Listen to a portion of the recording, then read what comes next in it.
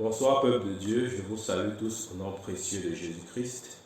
C'est encore un honneur et un privilège pour moi de m'adresser à vous, de vous apporter ce soir la parole du Seigneur.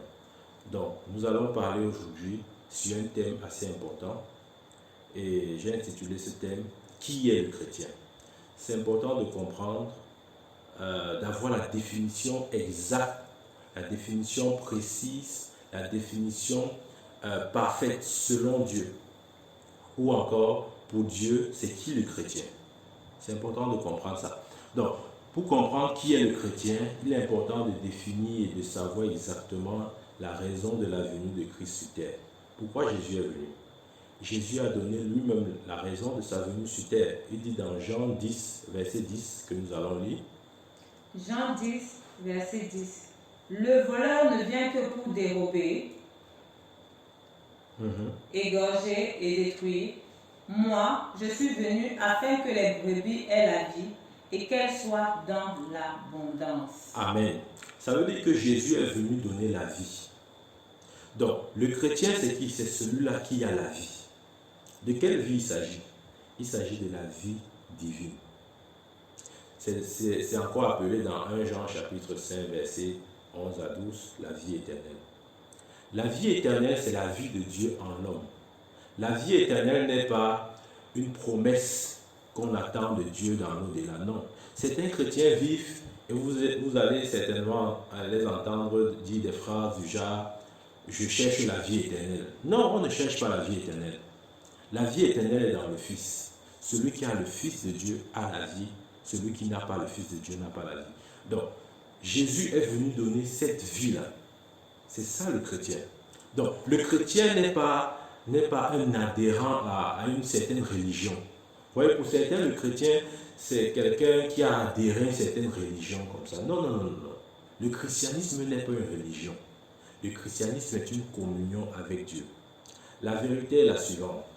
Les religions du monde, que ce soit l'islam, le bouddhisme et toutes ces choses-là, ont un point en commun. C'est que toutes ces religions recherchent une chose, la présence de Dieu. Et c'est cette présence qui avait été perdue dans le jardin d'Éden. Et Jésus-Christ est venu nous redonner cette présence. Voilà pourquoi le chrétien, il vit dans la présence de Dieu. On ne cherche pas la présence de Dieu. Et il y a des gens qui disent, je veux prier, je veux entrer dans la présence de Dieu. Non. Comment vous faites pour entrer dans la présence de Dieu? Vous êtes déjà dans sa présence. Nous n'entrons pas dans la présence de Dieu. Nous sommes nés de la présence. Nous sommes les enfants de sa présence. Amen. Voyez, ne dites pas, je vais entrer dans la présence de Dieu. Ça, ce sont les langages, ou disons, ça, c'est le langage qui était tenu pour des hommes de l'Ancien Testament. Nous ne sommes pas des chrétiens de l'Ancien Testament. Nous sommes les hommes du Nouveau Testament. Et dans le Nouveau Testament, la présence de Dieu habite en nous. Rappelez-vous, Jésus, lorsqu'il était à la croix, la Bible dit quoi? Que lorsqu'il a rendu l'âme, le voile du temple s'est déchiré en deux, du haut vers le bas, montrant ainsi que c'était le doigt de Dieu qui déchirait et non le doigt d'un homme, parce que ça prend du haut vers le bas. Et la présence, et ce voile était un écran entre le lieu saint et le lieu très saint. Donc lorsque le voile se déchire, ça veut dire que la présence de Dieu est désormais accessible à l'homme. Donc nous ne cherchons pas la présence, nous sommes déjà dans sa présence. Donc le chrétien, c'est qui? Le chrétien, c'est celui-là qui marche avec la présence de Dieu. Jésus avait dit, le royaume de Dieu est parmi vous. Le chrétien, écoutez, nous incarnons un royaume. Nous ne sommes pas seulement citoyens d'un royaume, mais nous incarnons un royaume. Lorsque tu arrives quelque part, c'est le royaume de Dieu qui arrive. Lorsque tu marches, c'est le royaume de Dieu qui marche. Tu n'essayes pas d'attirer le royaume de Dieu sur terre. Il y a des gens, des chrétiens qui pensent qu'ils doivent attirer la présence de Dieu sur terre. Nous n'essayons pas d'attirer la présence de Dieu sur terre. Nous l'avons en nous, nous la manifestons par la puissance de Dieu. C'est ça le chrétien. Le chrétien, c'est celui qui a en lui la divinité, qui porte la divinité. Le chrétien n'est pas, comme j'ai dit, un membre à une... comment je dis ça? N'est pas un adhérent à une religion. Non, non, non, non. Le chrétien est un esprit ayant la forme humaine et en qui réside la vie éternelle. Je recommence. Le chrétien est un esprit ayant la forme humaine et en qui réside la vie éternelle. Ça veut dire quoi? Ça veut dire que nous sommes des esprits. C'est important de comprendre ça. Aussi longtemps que nous ne nous définissons pas comme étant des esprits, nous passons à côté. Nous sommes des esprits. Nous ne sommes pas chairs, nous sommes esprits. Et la Bible dit ce qui est chair, chair, ce qui est esprit, esprit. Donc le chrétien, c'est un esprit ayant la forme humaine et en qui réside la vie éternelle. Nous avons juste la forme humaine, nous ne sommes pas des humains dans le sens complet du terme. Non, nous ne sommes pas des humains, nous avons juste la forme humaine. Ok, pour vous expliquer cette notion. Vous voyez, lorsque vous préparez un gâteau, le gâteau peut avoir plusieurs formes. Vous avez le gâteau sous la forme carrée, le gâteau sous la forme du triangle, sous la forme trapèze, etc. Vous voyez, le moule donne la forme du gâteau, mais le moule n'est pas le gâteau. Je recommence. Le moule donne la forme du gâteau, mais le moule n'est pas le gâteau. Ce que je dis, c'est quoi? C'est que vous avez la forme humaine, mais vous n'êtes pas des humains. Vous êtes des esprits recréés selon Dieu dans une justice et dans une sainteté que produit la vérité. Vous avez juste la forme humaine. Je veux que cette vérité s'incarne en vous. Vous avez juste la forme humaine et vous portez la vie divine en vous. Je vais vous expliquer. Les gens croient que le chrétien a la vie humaine en lui. Non, il n'a pas la vie humaine en lui. Je vous dis, lorsque Dieu a créé Adam, il a mis en Adam la vie humaine. La vie humaine, c'était une vie parfaite selon le modèle terrestre. C'est ça la vie humaine. Mais le problème, c'est que Adam a chuté en mangeant le fruit défendu. De cette façon-là, la vie humaine a été corrompue. Voilà pourquoi Jésus vient avec une autre vie. Et Jésus appelle cette vie la vie éternelle. C'est ce que nous avons. Nous n'avons pas la vie humaine, nous avons la vie éternelle. En d'autres termes, la vie qui fait de Dieu, Dieu est en nous. C'est ce que ça signifie. Ce qui fait de Dieu, Dieu est en nous. Je prie afin que Dieu illumine les yeux de notre cœur pour que nous saisissions cette vérité. C'est important de comprendre ça. Le chrétien est un esprit qui est né de Dieu. Dans 1 Jean chapitre 5, verset 1. 1 Jean chapitre 5, verset 1. Le chrétien, je répète, le chrétien est un esprit né de Dieu. 1 Jean chapitre 5, verset 1.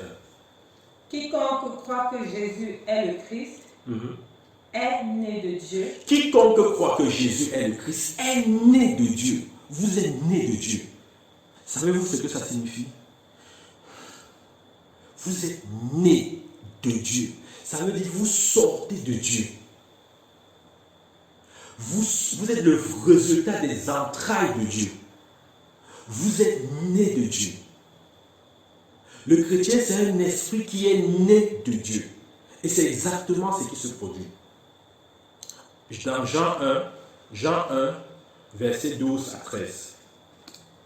Jean 1, verset 12 à 13.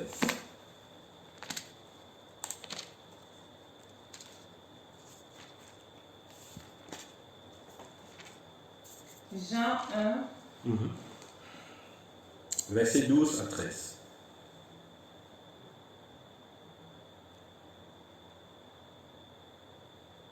Verset 12 à 13.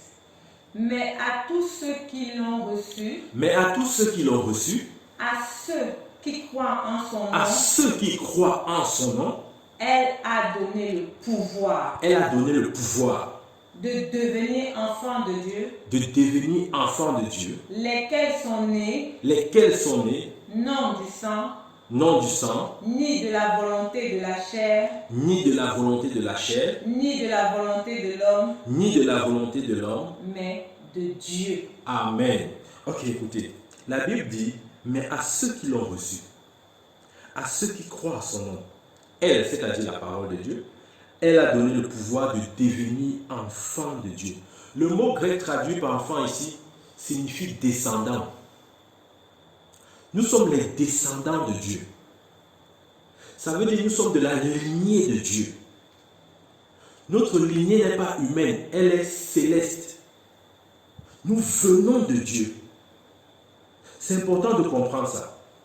Il dit, de devenir enfants de Dieu, lesquels sont nés non du sang, ni de la volonté de la chair, ni de la volonté de l'homme, mais de Dieu. Donc nous sommes le résultat de la volonté de Dieu. Le chrétien est le résultat de la volonté de Dieu. Les chrétiens sont les prémices des créatures de Dieu. Dans Jacques 1, verset 18. Les chrétiens sont les prémices des créatures de Dieu. Jacques 1, verset 18. Jacques 1, verset 18. Verset 18. Il nous a engendrés selon sa volonté. Il nous a engendrés selon sa volonté. Par la parole de vérité. Par la parole de vérité. Afin que nous soyons en quelque sorte les prémices de ces créatures. Afin que nous soyons en quelque sorte les prémices de ces créatures. La version anglaise dit the first fruits. Ça veut dire la meilleure qualité. En d'autres termes, je vais vous dire, dans la hiérarchie spirituelle, nous avons la Trinité, le Père, le Fils, le Saint-Esprit. Juste après, c'est l'homme.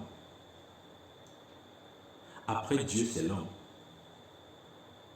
C'est pour ça qu'il dit les prémices de ces créatures. C'est important de comprendre ça. Nous ne sommes pas juste une créature parmi tant d'autres. Non, nous sommes les prémices. Nous sommes les prémices. C'est qui le chrétien? Le chrétien, c'est la meilleure qualité, le meilleur produit que Dieu a gardé, caché, depuis des âges, mais révélé en Christ. Ok, lisons maintenant Jean chapitre 3, verset 1 à 8. Jean chapitre 3, verset 1 à 8. Jean chapitre 3, verset 1 à 8. Mais il eut un homme d'entre les pharisiens, nommé Nicodème, un chef des Juifs, qui vint, lui, auprès de Jésus de nuit, et lui dit, Rabbi, nous savons que tu es un docteur venu de Dieu, car personne ne peut faire ces miracles que tu fais si Dieu n'est avec lui. Jésus lui répondit, en vérité, je te le dis, si un homme ne naît de nouveau, il ne peut voir le royaume de Dieu. Nicodème lui dit, comment un homme peut-il naître quand il est vieux? Peut-il rentrer dans le sein de sa mère et naître? Jésus répondit, en vérité, je te le dis, si un homme ne naît d'eau et d'esprit, il ne peut entrer dans le royaume de Dieu. Ce qui est né de la chair est chair, et ce qui est né de l'esprit est esprit. Ne t'étonne pas que je t'ai dit, il faut que vous naissiez de nouveau. Le vent souffle où il veut, et tu en entends le bruit, mais tu ne sais d'où il vient, ni où il va.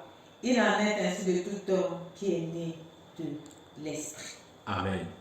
Le chrétien, c'est un esprit qui est né de Dieu, et la Bible le définit comme étant un vent. Pourquoi la Bible définit le chrétien comme étant un vent?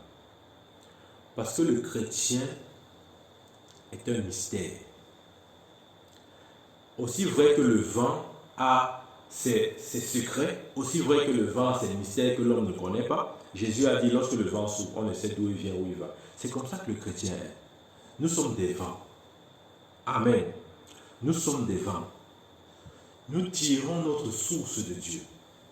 Nous ne pouvons être compris que par Dieu. Satan ne peut pas nous comprendre parce que nous venons d'en haut. Nous sommes des vents. Oui, c'est important de comprendre ça. Parce qu'il y a des chrétiens qui vivent dans certains mensonges du diable. Vous allez voir les chrétiens dire, oh, j'ai peur que Satan me... Comment on dit souvent ça? Que Satan me surveille, les radars de Satan sont sur moi, toutes ces choses. Non, non, non, non. Est-ce qu'on peut filmer un vent? Non. Vous êtes des vents. Satan ne peut pas vous voir. Sortez de ce mensonge où vous croyez que Satan vous contrôle, où vous croyez que Satan connaît vos faits et gestes, où vous croyez que Satan peut vous maudire comme il veut, ou vous croyez que Satan peut arracher vos bénédictions comme il veut et faire de vous ce qu'il veut. Non, non, non, non, vous êtes des vents. La Bible dit quand le vent souffle, on ne sait d'où il vient et où il va. C'est exactement ce que vous êtes. Le chrétien est un vent. Et dans la Bible, même nous voyons le Saint-Esprit plusieurs fois se définir comme le vent. Ézéchiel a dit esprit souffle des quatre vents, etc. Donc, l'Esprit de Dieu même se définit comme étant le vent. Voilà pourquoi nous aussi, nous sommes les vents. Le chrétien, c'est que le chrétien est un homme en qui la parole de Dieu se manifeste. Je veux dire autrement, le chrétien est la parole de Dieu en manifestation. Le chrétien est la parole de Dieu en manifestation. Je n'exagère pas, je dis les choses telles qu'elles sont. Le chrétien est la parole de Dieu en manifestation. Aussi longtemps que vous ne vous voyez pas comme Dieu vous voit, vous n'irez jamais là où Dieu veut que vous allez. Et vous n'accomplirez jamais ce que Dieu veut que vous accomplirez. Parce que rien ne remplace la révélation de la connaissance de la parole de Dieu. Le chrétien est la parole de Dieu en manifestation. Le chrétien sont les fils du Très-Haut. Les chrétiens sont les fils du Très-Haut. Vous êtes fils du Très-Haut. Peut-être que vous ne comprenez pas ce que ça veut dire. Je vais vous dire ce que ça signifie. Vous savez pourquoi on a tué Jésus? On a tué Jésus parce qu'il disait qu'il était le Fils de Dieu. Et en Israël, on savait très bien ce que ça signifiait. Prétendre, ouvrir sa bouche et dire « Je suis Fils de Dieu », c'était un blasphème. Parce que Fils de Dieu signifie Dieu sous la forme humaine. C'est ça que signifie Fils de Dieu. Fils de Dieu signifie Dieu sous la forme humaine. Et Jésus est le Fils de Dieu. Et nous sommes aussi Fils de Dieu. Rappelez-vous, lorsque Jésus a ressuscité, il a dit à Marie, va dire, il n'a plus dit à mes disciples, mais il a dit, va dire à mes frères que je vais vers mon Dieu et leur Dieu, vers mon Père et leur Père. À la résurrection, Jésus n'a plus appelé ses disciples mes disciples. Il a appelé mes frères. Ça veut dire qu'ils ont la même origine. Ça veut dire qu'ils sont, par le mystère de la résurrection, nous avons pris la position que Christ a auprès de Dieu. Le chrétien est la parole de Dieu en manifestation. Le chrétien est le Fils de Dieu. Que cette vérité nous pénètre. Le chrétien est le Fils de Dieu. C'est important de comprendre ça. C'est qui le chrétien? Le chrétien, c'est un esprit en qui coulent les eaux vives. Ok. Le chrétien est un esprit en qui coulent les eaux vives. Lisons Jean chapitre 7, verset 38. Jean chapitre 7, verset 38. Jean chapitre 7, verset 38. Verset 38. Il est écrit, celui qui croit en moi, des fleuves d'eau vive, couleront de son sein, comme dit l'Écriture. Ça c'est Jésus qui dit. Il dit, celui qui croit en moi, les fleuves d'eau vive couleront de son sein. En d'autres termes, ce sont les eaux qui sortiront de lui pour arroser. Le chrétien, c'est celui qui a en lui les eaux vives. Les eaux vives, c'est la vie de Dieu. Les eaux vives, c'est la puissance de Dieu. Les eaux vives, c'est tout ce qui fait Dieu, Dieu. Le chrétien, c'est celui qui a les eaux vives en lui. Et c'est ce que vous êtes en Christ. Vous savez, on a toujours eu la mentalité de l'Ancien Testament. Vous allez voir, je n'attaque personne, d'accord? Je n'attaque aucune chanson ou aucun chanteur, etc. Mais nous avons des chansons qui parfois ne reflètent pas exactement la précision de l'Écriture. Parfois, des gens chantent et disent, Seigneur, arrose-moi de tes eaux. Arrose-moi de tes eaux. Non, ce n'est pas ça. Le Seigneur ne nous arrosera pas de ses eaux. Jésus dit, celui qui croit en moi, les fleuves d'eau vive couleront de son sein. Ça sortira de vous pour déborder. Ça n'entrera pas en vous. Parce que c'est déjà en vous. Les eaux vives sont en vous. Ça sortira de vous. Et c'est ça le chrétien. Regardez, dans Ésaïe 44, verset 3. Ésaïe 44, verset 3. C'est important de comprendre ça. Ésaïe 44, verset 3. Le chrétien a les eaux vives en lui. C'est ça le chrétien. Il a les eaux vives. La vie de Dieu est en lui. La mort ne peut pas habiter en vous. Non, refusez ça. La mort ne peut pas habiter en vous. Parce que les eaux vives sont en vous. Ésaïe 44, verset 3. Ésaïe 44, Verset 3. verset 3. Car je répandrai des eaux sur le sol altéré, Car je répandrai des eaux sur le sol altéré, et des ruisseaux sur la terre desséchée. et les ruisseaux sur la terre desséchée. Regardez, l'erreur qu'on commet, c'est de ramasser tous les versets de la Bible et de vouloir les appliquer à nous. Lorsque Jésus, ou disons, lorsque Dieu disait ça dans l'Ancien Testament, il ne s'adressait pas à nous. Voilà pourquoi j'ai dit, il faut définir ce que c'est que le chrétien. Dans l'Ancien Testament, les eaux vives étaient vendues. Voilà pourquoi Dieu devait déverser ça sur eux. Mais dans le Nouveau Testament, les eaux vives sont en nous et ça coule au travers. C'est important de comprendre. Non, ne priez pas et ne dites pas, Seigneur, déverse sur moi tes eaux. Non, non, non, non, non. Jésus veut que les eaux sortent de vous. Ces eaux ne doivent pas entrer en vous. Ça doit sortir. Parce que ces eaux sont déjà en vous. Christ en vous. L'espérance de la gloire. Amen. C'est important de comprendre ça. Le chrétien, c'est qui? Le chrétien, c'est un esprit qui a atteint la perfection en Christ. Oui. Je crois qu'il faut aussi le dire. Parce qu'on nous a toujours enseigné comment nous sommes incapables, on nous a toujours enseigné nos faiblesses, on nous a toujours enseigné nos manquements, on nous a toujours enseigné comment on ne peut pas plaire à Dieu, etc., etc. Ces choses ne vont pas nous aider. Aussi longtemps que vous ne vous voyez pas comme Dieu vous voit, vous êtes dans l'erreur. Ce n'est pas l'humilité.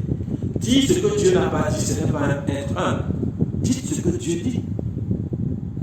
Le chrétien est un esprit qui a atteint la perfection en Christ. À la nouvelle naissance, notre esprit atteint la perfection. Écoutez, si votre esprit n'était pas parfait, vous ne pourrez jamais entrer dans le ciel. Le ciel, c'est pour les esprits purs et parfaits. Donc ne croyez pas là, ne prétendez pas surtout en voulant passer pour humble, de dire que vous n'êtes pas parfait. Non, non, non, non, arrêtons ça. Nous sommes parfaits. La Bible dit que nous sommes parfaits. Nous sommes parfaits. Le chrétien, c'est un esprit qui a atteint la perfection en Christ. Le chrétien, c'est un esprit qui vit dans la lumière. Dans Colossiens chapitre 1, versets 12 à 14. Le chrétien, je répète, le chrétien, c'est un esprit qui vit dans la lumière. Vous vivez dans la lumière. Colossiens 1, verset 12 à 14. Colossiens 1, verset 12 À 14. à 14. Rendez grâce au Père. Rendez grâce au Père. Qui vous a rendu capable. Qui vous a rendu capable D'avoir part à l'héritage des saints. Le Père vous a rendu capable d'avoir part à l'héritage des saints. Dieu vous a déjà rendu capable. N'essayez pas de vous rendre capable. N'essayez pas d'atteindre une certaine perfection. Non, non, non. Vous êtes déjà. La Bible dit Dieu vous a rendu capable. Continuons. Dans la lumière, qui nous a délivrés de la puissance des ténèbres. Qui nous a délivrés de la puissance des ténèbres. Et nous a transportés dans le royaume du Fils de son amour. Qui nous a transportés dans le royaume du Fils de son amour. En qui nous avons la rédemption. En qui nous avons la rédemption. La rémission des péchés. Amen. Donc, vous comprenez ici, la Bible dit, vous n'êtes plus des ténèbres. Vous avez été transférés. Vous êtes maintenant de la lumière. Le chrétien vit dans la lumière. Votre esprit est dans la lumière. Ayez cette vérité en vous. Je vais vous dire quelque chose. Rien ne commande le surnaturel comme la connaissance de la parole de Dieu. Aussi longtemps que vous ne connaîtrez pas, vous serez toujours victime de votre ignorance. Ne laissez pas les gens vous dire autre chose. Ouvrez vos Bibles et lisez. La Bible dit que vous avez été transférés. Vous êtes quittés des ténèbres à la lumière. Il vous a rendu capable d'avoir part à l'héritage des saints. Dieu vous appelle saints. Dieu ne vous appelle pas pécheurs. Arrêtez de vous appeler pécheurs. Vous n'êtes pas des pécheurs. Dieu vous appelle des saints. Il vous a rendu capable. Amen. C'est qui le chrétien? Le chrétien, c'est un esprit qui a reçu de Dieu l'esprit sans mesure. Le chrétien, je répète, c'est un esprit qui a reçu de Dieu l'esprit sans mesure. Ouvrons notre Bible dans Jean chapitre 3, verset 34. Jean chapitre 3, verset 34. Verset 34. Car celui que Dieu a envoyé dit les paroles de Dieu. Dit les paroles de Dieu. Parce que Dieu ne lui donne pas l'esprit avec mesure. Parce que Dieu ne lui donne pas l'esprit avec mesure. Ici, on parle du Seigneur Jésus. Il dit celui que Dieu a envoyé dit les paroles de Dieu parce que Dieu ne lui donne pas l'esprit avec mesure. Ça veut dire que Christ avait l'esprit sans mesure. Christ n'avait pas une portion de l'esprit de Dieu. Il avait la plénitude, la totalité de l'esprit de Dieu. Et regardons ce que Jésus dira dans Jean chapitre 20, verset 21. Jean chapitre 20, verset 21. Verset 21. Jésus leur dit de nouveau, la paix soit avec vous. La paix soit avec vous.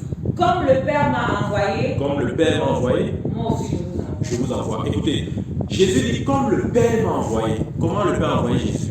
Le Père a envoyé Jésus avec l'esprit sans mesure. Donc nous avons le même esprit sans mesure.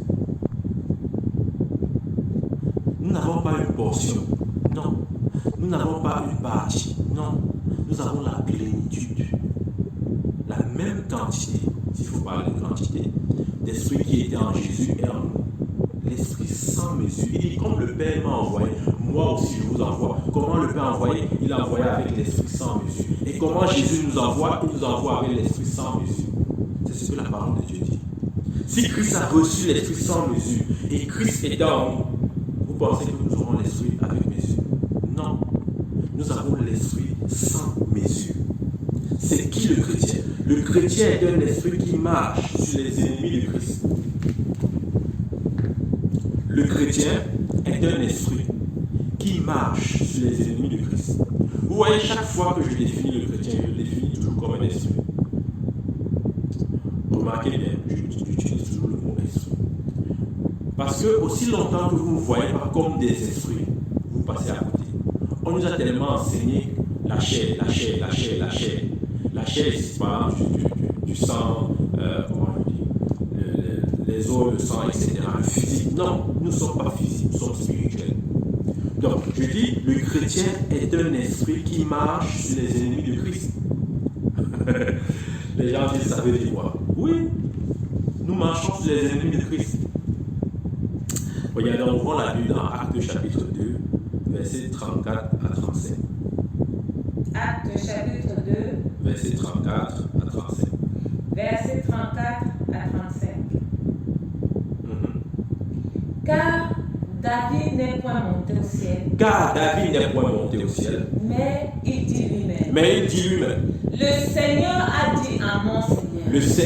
dit à mon Seigneur. Assieds-toi à ma droite. Jusqu'à ce que je fasse de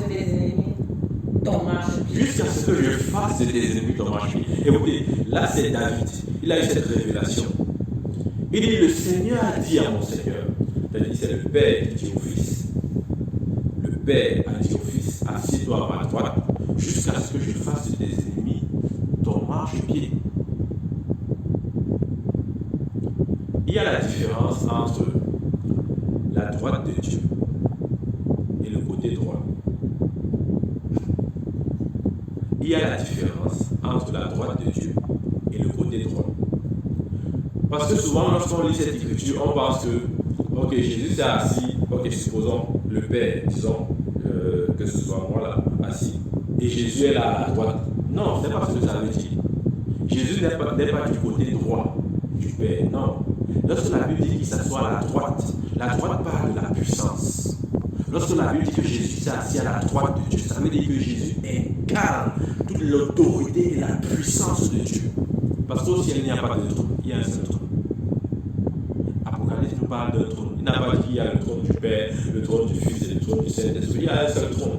Donc lorsque la Bible dit que Jésus s'est assis à la droite du Père, ça parle de la position qu'il a auprès du Père. Et ça, il ne s'est pas assis seul. Parce que l'Éphésiens nous dit que Christ est la tête de l'Église. Donc si la tête est assise quelque part, où vous pensez que le corps sera? Le corps sera aussi assis au même endroit. Nous sommes assis à la droite de Dieu. Le chrétien, c'est un esprit qui est assis à la droite de Dieu. Nous sommes assis à la droite de Dieu. Présentement, ce n'est pas une promesse, c'est une certitude. Nous sommes assis à la droite de Dieu. Il dit, mon Seigneur dit à mon Seigneur, assieds-toi à ma droite jusqu'à ce que je fasse de tes ennemis ton marche-pied. Si Christ est la tête de l'Église, le corps, c'est l'Église. Et le pied, c'est aussi l'Église. Donc, le pied marche sur les ennemis. Lorsqu'on parle du marche-pied, on voit les pieds, non la tête. Donc, il marche sur les ennemis de Christ, c'est l'Église. C'est pour cela que nous devons être conscients de ça. Très souvent, nous attendons que Jésus fasse des choses. Jésus ne fera rien. Il nous a donné l'autorité. Le chrétien, c'est celui qui incarne l'autorité de Christ. L'autorité sans mesure. Ce n'est pas une portion, ce n'est pas une division. Ce n'est pas un partage à 50 ou 70 ou 50%, 50%. C'est un partage à 100%. C'est important de comprendre, de fixer cette vérité. Le chrétien, c'est celui qui a l'esprit sans mesure. Le chrétien, c'est celui qui est assis à la droite de Dieu. Actuellement. C'est une vérité qui nous est parfois difficile à saisir. Regardez ce que Jésus dit.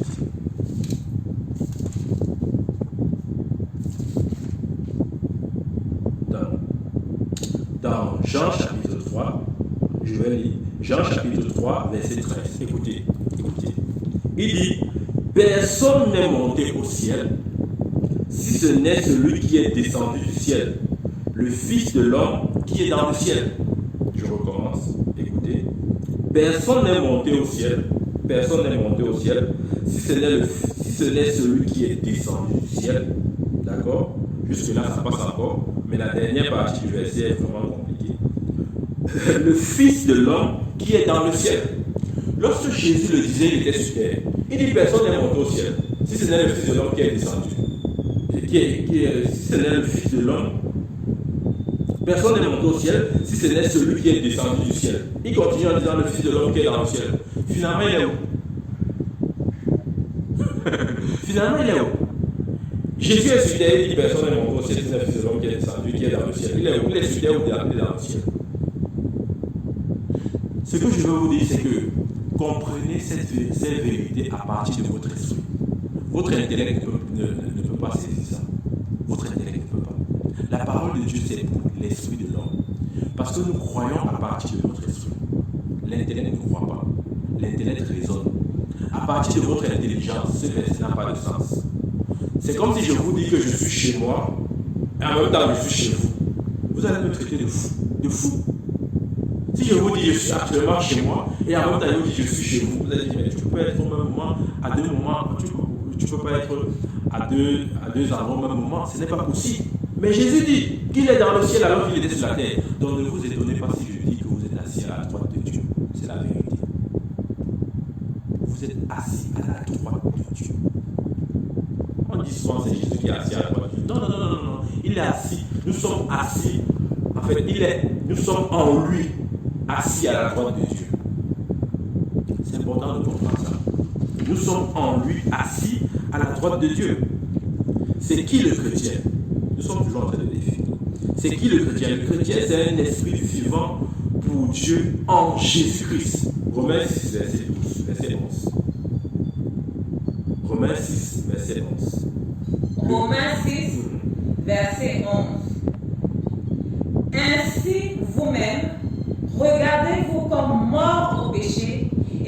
vivant pour Dieu en Jésus-Christ. Exact. Et si vous me regardez, vous comme mort au péché, comme vivant pour Dieu en Jésus-Christ. Ça veut dire que le chrétien, c'est celui qui est vivant en Dieu. Ça veut dire que le chrétien, c'est celui qui est en Dieu. Nous sommes en lui. Un jour, Jésus avait dit à un de ses disciples, laissez les morts enterrer. Le disciple voulait le suivre. Il a dit, attends, d'abord, je m'en vais enterrer ma famille. Bref. Et Jésus a dit, laisse les morts enterrer les morts. Oui, Jésus a dit ça. Il dit, laisse les morts enterrer les morts. De quoi est-ce que Jésus parlait? Il parlait parce qu'il y a trois types de morts. Il y a la mort physique, il y a la mort spirituelle et il y a la mort éternelle. Je reprends. Il y a la mort physique, il y a la mort spirituelle et il y a la mort éternelle. Donc lorsque Jésus dit laisse les morts enterrer les morts, il voulait dire laisse ceux-là qui sont morts spirituellement enterrer ceux qui sont déjà morts physiquement. C'est important de comprendre ça. Voilà pourquoi le chrétien a la vie de Dieu en lui. Nous avons la vie de Dieu en nous. Nous voyons Jésus, nous savons tous que Jésus a prié dans Hébreux chapitre 5, verset 7. Hébreux chapitre 5, verset 7. Hébreux chapitre 5, verset 7. C'est celui qui, dans les jours de sa chair, ayant présenté avec de grands cris et avec larmes des prières et des supplications à celui qui pouvait le sauver de la mort et ayant été exaucé à cause de sa piété. Amen. Est-ce que nous pouvons encore lire? C'est celui qui, dans les jours de sa chair, ayant présenté avec de grands cris et avec larmes des prières et des supplications à celui qui pouvait le sauver de la mort et ayant été exaucé à cause de sa piété. La Bible dit qu'il a prié pour celui qui pouvait le sauver de la mort. Pourquoi Jésus a prié pour sa résurrection? Jésus a prié pour sa résurrection pour que le Père ramène son esprit à la vie. C'est important de comprendre ça. La prière de Jésus n'était pas seulement que le Père ramène son corps à la vie. Non. C'était que le Père ramène son esprit à la vie. Parce que l'esprit de Christ est mort. Nous allons le voir. L'esprit de Christ est mort. Et Dieu a ramené son esprit à la vie. Et il a prié pour que ce miracle se produise. Parce que jamais dans l'histoire, on a vu un homme et un esprit mort revenir à la vie. En d'autres termes, aucun esprit mort n'est revenu à la vie avant celui de Jésus. Voilà pourquoi il a prié pour sa résurrection. La résurrection de Christ est d'abord spirituelle avant d'être physique. Lorsqu'on parle de résurrection de Christ, on a toujours tendance à voir seulement le corps qui sort de la tombe.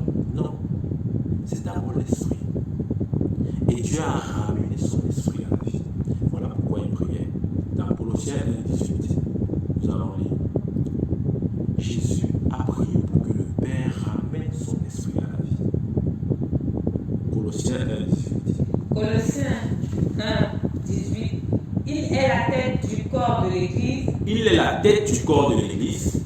Il est le commencement. Il est le commencement. Le premier-né d'entre les morts. Le premier-né d'entre les morts. Soulignez ça dans votre Bible. Le premier-né d'entre les morts.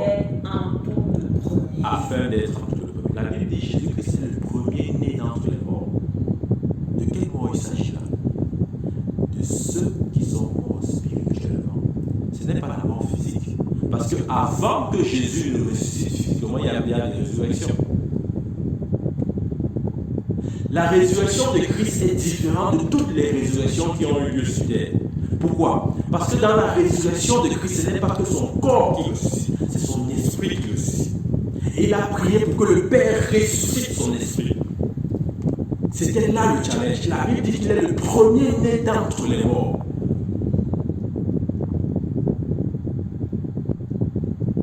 En d'autres termes, Jésus est la première personne à avoir ressuscité.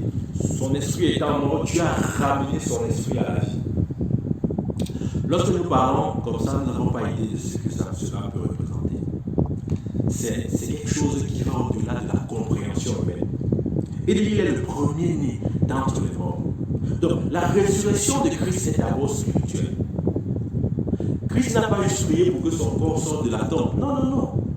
Avant ça, je vais vous dire, Élisée, il a prié pour la fille de la femme Sunamite. Son enfant était décédé.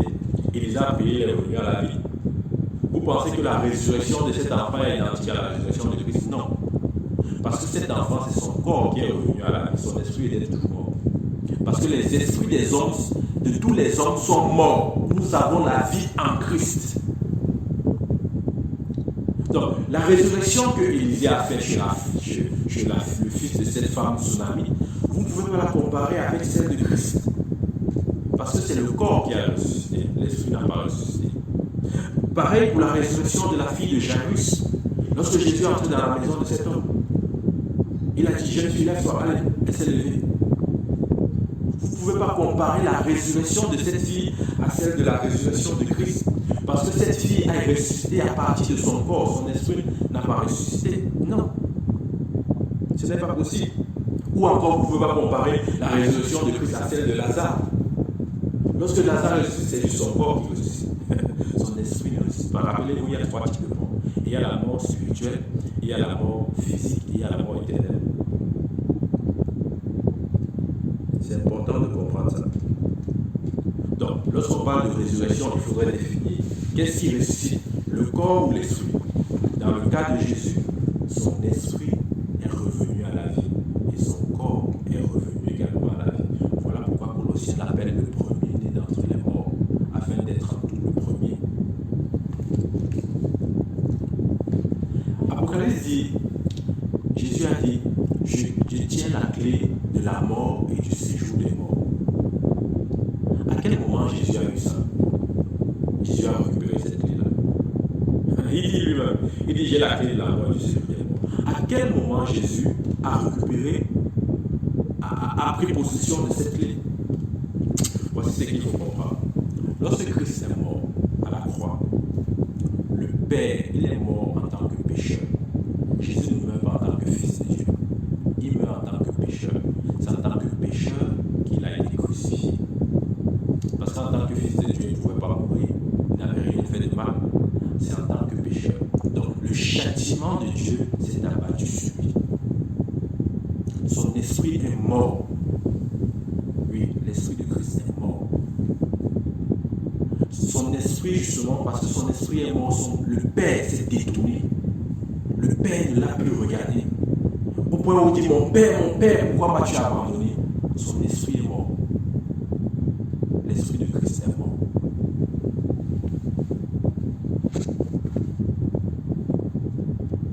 Il est mort pour le pécheur.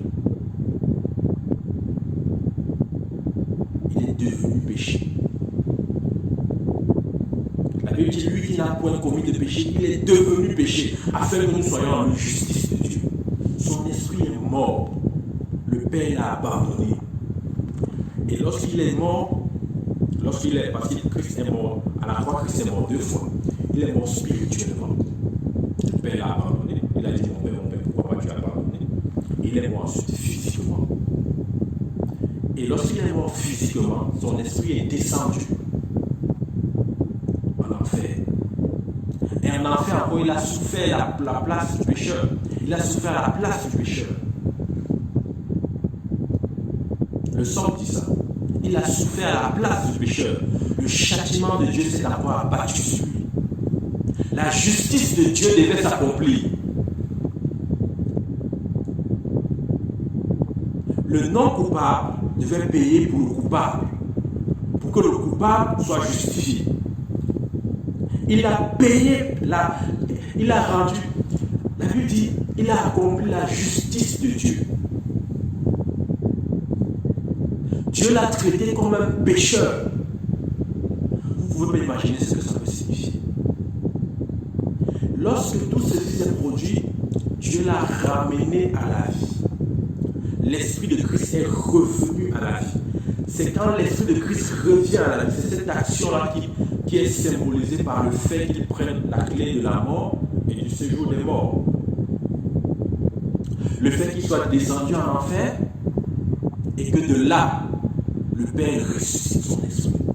Il revient à la vie en prenant ainsi la puissance de la mort, de telle sorte que l'enfer n'ait plus de pouvoir pour quiconque croit en lui. Vous savez, la Bible dit qu'il n'y a plus de condamnation pour celui qui est en Christ. Aucune condamnation ne peut subsister dans la vie de celui qui croit en Jésus-Christ. Parce que Jésus-Christ a payé la pénalité. Il a payé mieux que quiconque pouvait faire. C'est important de comprendre ça. Jésus-Christ est le premier homme à être descendu à l'enfer. Aucun homme avant lui n'était allé. Non. Il est le tout premier.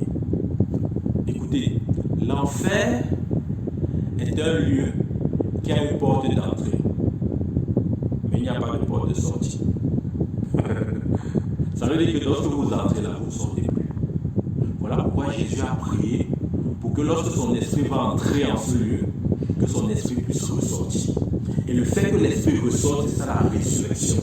C'est l'esprit qui revient d'abord à la vie. C'est important de comprendre ça. Je répète, l'enfer a une porte d'entrée. Il n'y a pas de porte de sortie. Ok. Regardons Isaïe. Isaïe 38, verset 18.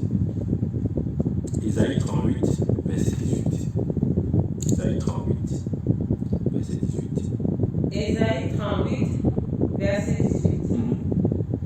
Ce n'est pas le séjour des morts qui te loue. Ce n'est pas le séjour des morts qui te loue. Ce n'est pas la mort qui te célèbre. Ce n'est pas la mort qui te célèbre, ça c'est l'enfer. Ceux qui sont descendus dans la fosse. Ceux qui sont descendus dans la fosse. La fosse c'est l'enfer. N'espère plus en ta fidélité. N'espère plus en ta fidélité. Le verset si est clair. Le verset dit que si un homme descend en enfer, c'est fini pour lui. C'est pour ça que je vous ai dit l'enfer a juste une porte. C'est la porte d'entrée. Il n'y a pas la porte de sortie. Si vous entrez, vous ne sortez plus. Voilà pourquoi Jésus les fait prier pour que le Père ramène son esprit à la vie. Et lorsque l'esprit de Christ a été ressuscité, a été ramené à la vie, il a pris le pouvoir de la mort, de l'enfer. De telle sorte que l'enfer n'est plus de pouvoir sur aucun enfant de Dieu. Vous vous rappelez les paroles de Jésus dans Matthieu, lisons Matthieu chapitre 16, verset 18. Matthieu chapitre 16, verset 18. Matthieu Chapitre 16, verset 18. chapitre 16, verset 18. Et moi, je te dis que tu es Pierre. Et moi, je te dis que tu es Pierre. Et que sur cette pierre, bâtirai mon église. Et que sur cette pierre, je bâtirai mon église. Et que les portes du séjour des morts ne prévaudront point contre elle. Et que les portes du séjour des morts ne prévaudront point contre elle. Il dit, Jésus a dit, je bâtirai mon église. Il a conjugué le verbe au futur. Pourquoi? Parce qu'il devait d'abord prendre la clé de la mort et du séjour des morts.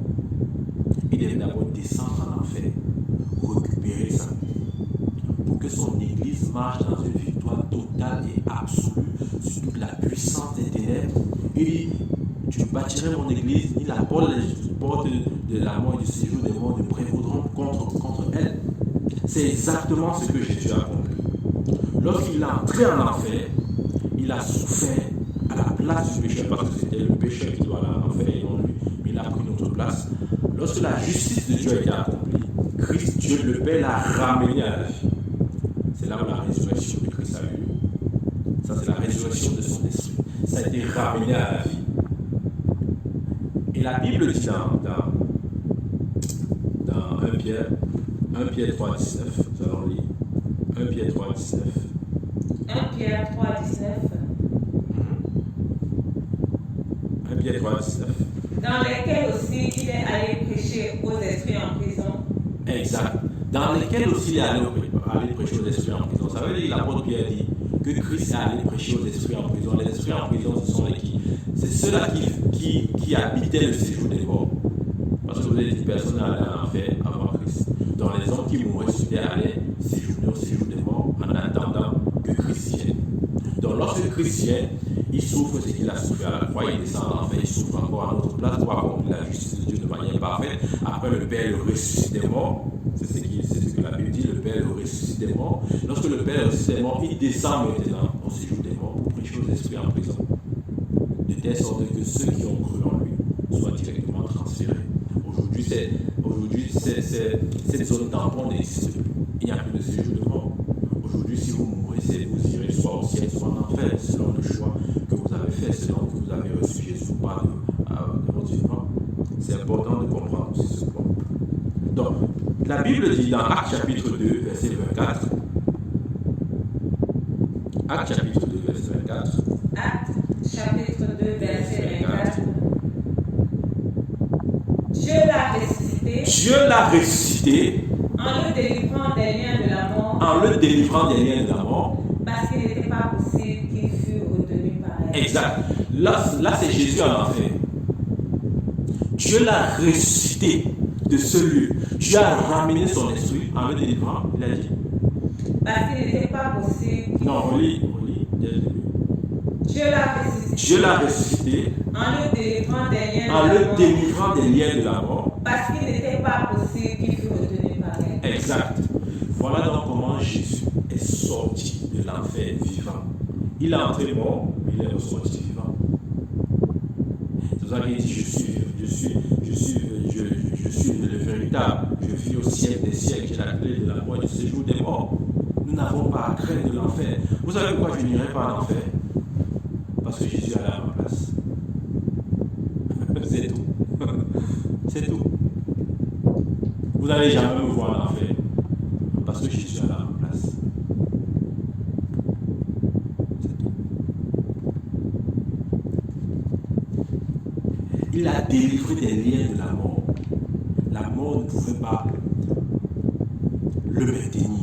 La mort ne pouvait pas avoir prise sur lui. C'est qui le chrétien? Le chrétien, c'est un esprit en qui Dieu est vivant. Le chrétien est un esprit en qui Dieu est vivant. Colossiens 1, verset 26 et 27. Colossiens 1, verset 26 et 27. C'est qui le chrétien? Le chrétien, c'est un esprit en qui Dieu est vivant. Rappelez-vous d'abord, on a dit que le chrétien, c'est celui qui vit en Dieu. Maintenant, on dit le chrétien, c'est celui en qui Dieu vit. Et Jésus a dit, je suis dans le Père, et le Père en moi. C'est important. La réciprocité doit être vérifiée. Nous sommes en Dieu et Dieu est en nous. Donc, le chrétien, c'est celui qui n'est pas seulement en Dieu, mais aussi en qui Dieu réside. Voilà pourquoi je dis le chrétien, c'est un esprit en qui Dieu est vivant. Colossiens 1, verset 26 à 27. Colossiens 1, verset 26 à 27. Le mystère caché de tout temps et dans tous les âges, mais révélé maintenant à ses saints, à qui Dieu a voulu faire connaître quelle est la glorieuse richesse de ce mystère parmi les païens, à savoir Christ en vous, l'espérance de la gloire. Amen. Est-ce qu'on peut encore lire ce verset? Le mystère caché de tout temps. Le mystère caché de tout temps. Et dans tous les âges. Et dans tous les âges. Mais révélé maintenant à ses saints. À qui Dieu a voulu faire connaître quelle est la glorieuse richesse de ce mystère parmi les païens, à savoir Christ en vous, l'espérance de la gloire. Ok, dans le mystère, c'est quoi? C'est Christ en vous. C'est tout. Le chrétien, c'est celui qui a Christ en lui. C'est un mystère caché. C'est quelque chose qui n'avait pas été révélé dans l'Ancien Testament. C'est quelque chose qui a été caché même aux prophètes de l'Ancien Testament. La Bible dit qu'ils ont aperçu ça de loin, mais ils n'ont pas touché. Mais nous vivons dans la réalité. La Bible dit l'Ancien Testament est l'homme des choses à venir. Christ est la réalité. Nous sommes dans la réalité. Nous ne sommes pas dans l'ombre. Donc le chrétien, c'est celui qui vit la réalité. Nous sommes dans la réalité. Christ est en nous. Nous sommes en Christ. Et Christ est en Dieu. C'est important de comprendre ça. Nous sommes en Christ. Christ est en nous. Et Christ est à Dieu. Ok. Permettez-moi de revenir sur trois choses. Lorsqu'on dit qu'on prie au nom de Jésus, qu'est-ce que cela signifie? Il faut comprendre ça. Jésus a dit, vous prierez en mon nom. Ça veut dire quoi? Prier au nom de Jésus. Prier au nom de Jésus signifie simplement prier à partir de l'autorité que Christ nous a donnée. C'est ça, prier au nom de Jésus. Je répète, prier au nom de Jésus, c'est prier à partir de l'autorité que Christ nous a donnée. Parce qu'on a une autre mentalité qui est celle de penser que Christ est intermédiaire entre Dieu et nous. Non. Dans Jean, il dit, vous priez le Père. Je ne dis pas que je prie pour vous, mais vous priez directement. Nous avons accès direct au Père. Jésus est venu, la Bible dit qu'il y a un seul médiateur entre Dieu et les hommes, Jésus-Christ. Or, il est venu assurer ce lien. Une fois que la connexion est faite, nous parlons directement au Père au nom de Jésus. Ça veut dire que nous nous adressons au Père dans la position de Jésus. Donc lorsque nous parlons au Père, c'est comme si Jésus s'adressait directement au Père. C'est ça le chrétien. Nous avons accès aux mêmes privilèges et avantages que Jésus a auprès du Père. Le chrétien, c'est un esprit qui a accès aux mêmes privilèges et avantages que le chrétien, que Christ a auprès du Père. C'est très très important de comprendre ça.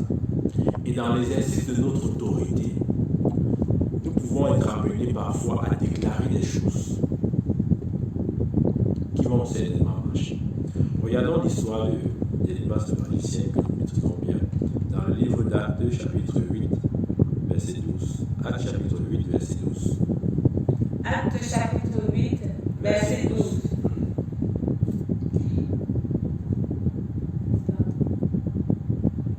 Non, Actes chapitre 13, verset 8 à 12, je m'excuse. Actes chapitre 13, verset 8 à 12. Mais Élimas, le magicien, car c'est ce que signifie son nom, leur faisait opposition, cherchant à détourner de la foi le proconsul. Alors Saul, appelé aussi Paul, rempli du Saint-Esprit, fixa les regards sur lui et dit: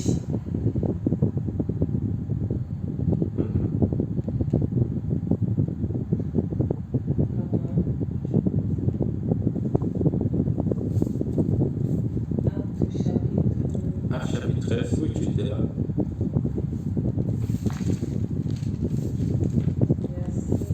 Actes chapitre 13, verset 8 à 12.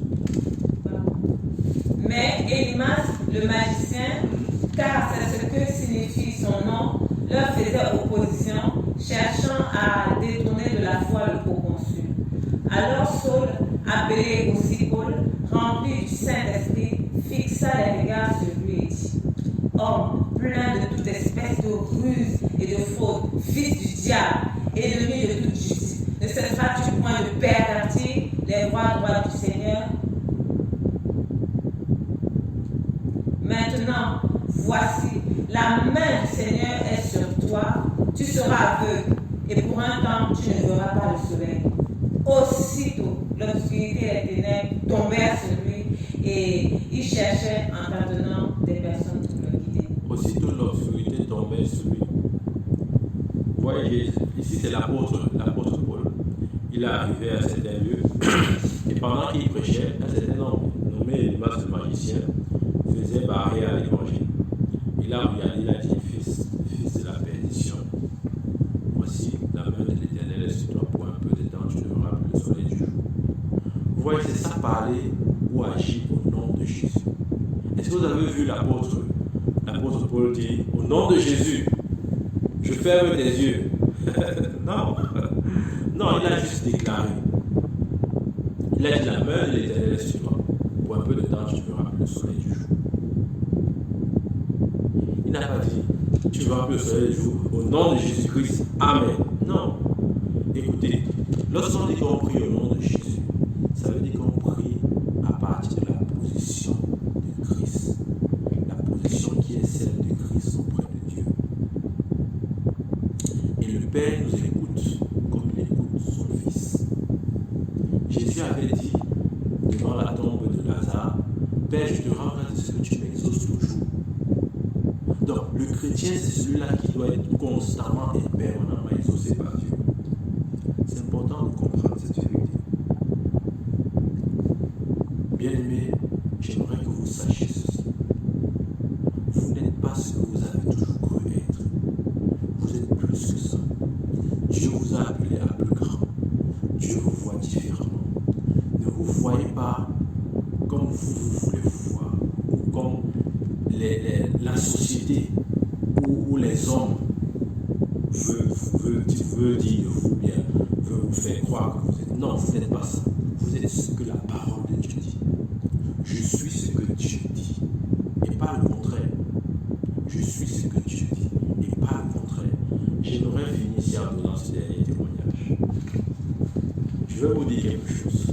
Rien ne vous mettra au contrôle de votre vie spirituelle comme la connaissance de la parole de Dieu et la proclamation de la parole de Dieu. Ne soyez pas paresseux à ce niveau. Ne cherchez pas de raccourci.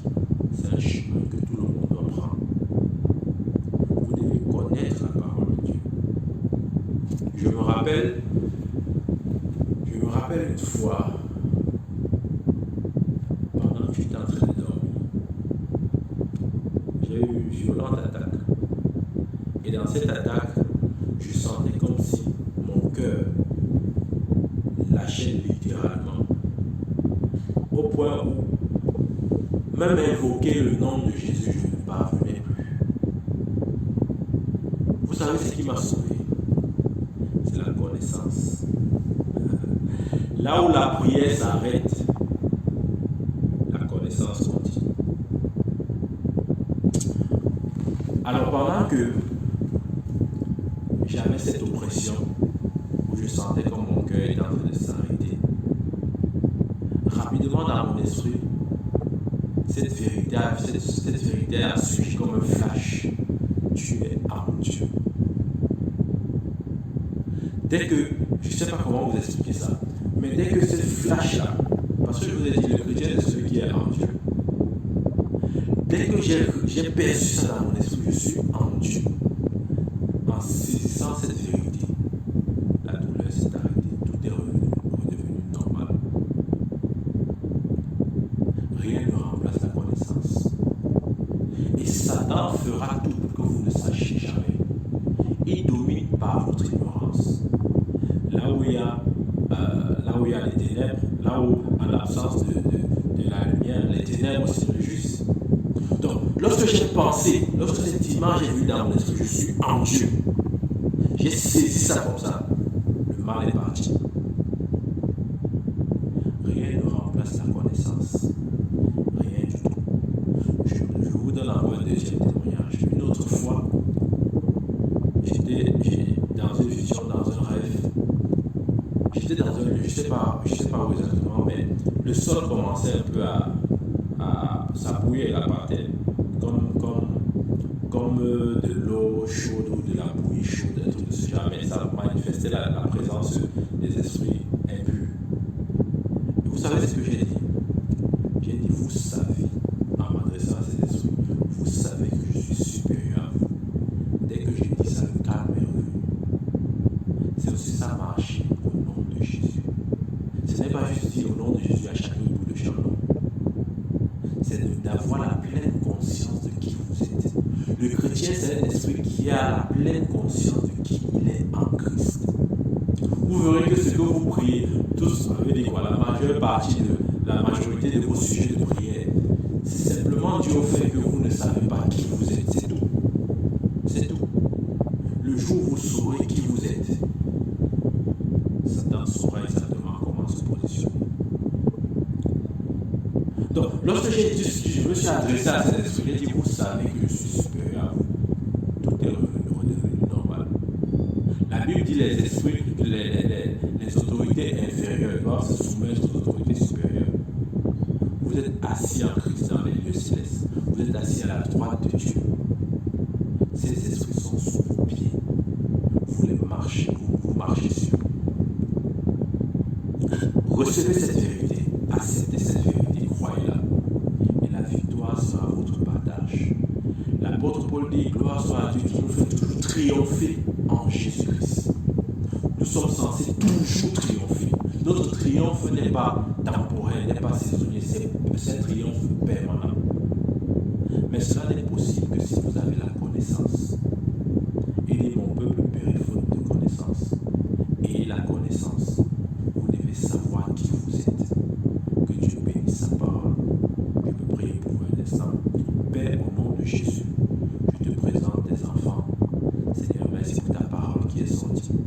Je prie afin qu'elle soit déposée dans chacune des vies comme une sémence.